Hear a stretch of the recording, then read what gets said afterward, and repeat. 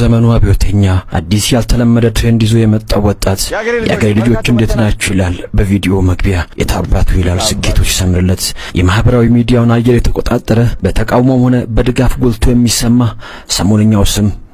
አዶናይ መገፋት ያጎላው ሰው ትችት የሚሸከመው ትከሻው ድንድን ነው። ብዙዎች ባብጠለጠሉት አፍ ዳግም ያወደሱት ጣት የጠቆሙበት እጆች መልሶ ያጨበጭቡለት በተናቀበት መንደር የተከበረ በተዘለፈበት ከተማ የተወደሰ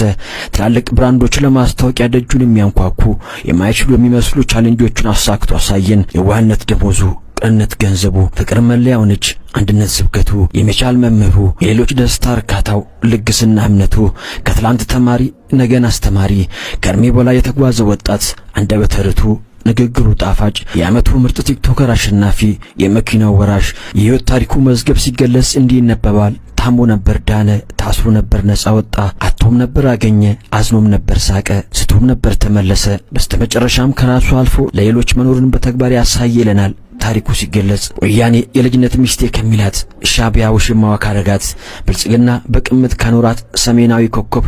ከመቀሌ ተወልዶ የአሜሪካው ስደተኛ የካናዳው የጎዳና ሰው ከአሜሪካ ጠፍታ ህይወቷን ለማሸነፍ ካናዳ የገባች ነፍስ መከራዋ ብዙ ነው እንግልቱ የማይነገር የመጠጥ ቤቱ አስተናጋጅ ደግሞም ሴኩሪቲ ውፍረት ያንገላታው የአደንዛዥ ሱሰኛው አይናፋርነትና ብቸኝነት የነገሱበት ያኔው አዶናይ የአይቻልም መንፈስ ምርኮኛው የአእምሮ እስረኛው ራሱን ለማጥፋት ደጋግሞ የሞከረ ራስን ሳይሆን ይህን ማንነትን አጥፋ የሚል ድምፅ ሰምቶ አዲሱን ማንነት የወለደ ጸጸት ያነቃው ሰው ወንበር ላይ ቁጭ ብሎ ነገውን የጻፈ